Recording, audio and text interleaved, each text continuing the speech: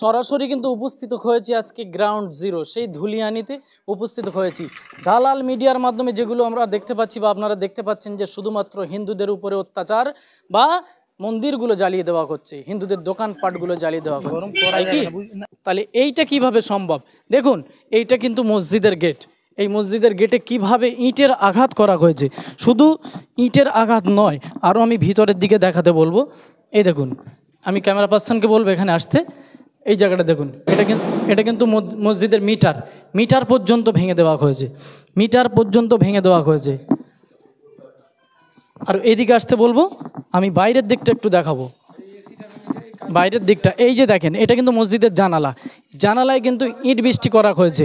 এদিকে দেখাতে বলবো এসির যে জানালাটা, এসির জানালা ভাঙচুর করা হয়েছে।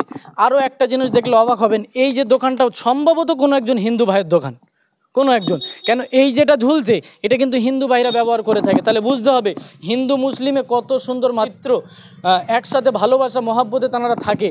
এই যে তানার গাড়িটাও ভাঙচুর করা হয়েছে, দেখতে পাচ্ছেন মসজিদের সামনে একজন হিন্দু ভাইয়ের গাড়ি। মানে এনারা কতটা মিলেমিশে থাকে বোঝা যাচ্ছে। শুধু আজকে দালাল মিডিয়ায় আজকে কিন্তু নষ্ট করেছে, কিন্তু কিছু সন্ত্রাসীদের এই অবস্থায় আজকে কিন্তু ধুলিয়ানির বুকে এমন অবস্থা। আমরা চলুন সরাসরি কথা বলে নেবো, যারা এখানে আছে তাদের সাথে কথা বলে নেব। কিসের দোকান ছিল এটা? এটা আমাদের ফলের দোকান ছিল। কবে এটা হয়েছে? এটা আপনার হয়েছে আপনার পরশু দিনকে বৈকালে বেলা 4টার দিকে। কারা করেছে? কারা করেছে এটা তো বলতে পারবো না আমরা, যেহেতু দেখিনি নিজ চোখে। সেই সময় কোথায় ছিলে তুমি? সেই সময় তো আমরা বাড়িতে ছিলাম। দোকান খোলা ছিল না? না, দোকান বন্ধ ছিল। দোকান প্রথমে লুট করে তারপরে আগুন লাগিয়ে দেওয়া হয়েছে। আচ্ছা, প্রথমে ঠিক কি ঘটেছিল আসলে? প্রথমে বললো আমাদেরকে, আমাদের বাড়ি আমাদের দোকানের সামনে থাকে একজন। তুমি কি ছিলে সে সময়? না, আমি ছিলাম না সে সময়। আমাকে ফোন করে বলা হলো তোমার দোকান লুট করা হয়েছে। তারপরে বললো লুট শেষে তোমার দোকানে আগুন লাগিয়ে দেওয়া হয়েছে। বাস এইটুকু আমার কাছে খবর আছে। কারা করেছে এটা? কারা করেছে কিভাবে বলবো আমি, এটা তো আমি জানি না, যেহেতু আমি নিজ চোখে দেখিনি। এটা কখন হয়েছে? এটা আপনার পরশু দিনকে হয়েছে 4টার দিকে। কেন হঠাৎ করে তোমার দোকান আগুন লেগে?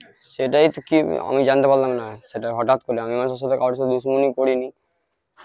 মানুষের সাথে কি প্রতি রাগ এত আমার বলতে পারলাম। আমাদের এটা ফলের দোকান ছিল। আচ্ছা, তো এটাই কি তোমাদের মানে এটা ছাড়া কি অন্য কোনো না স্যার, আমার কোনো আর ব্যবস্থা নেই। এটাই আমাদের দোকান, বিশাল আমার রাস্তার মুখে আমরা এখন। মেন কথা এটাই।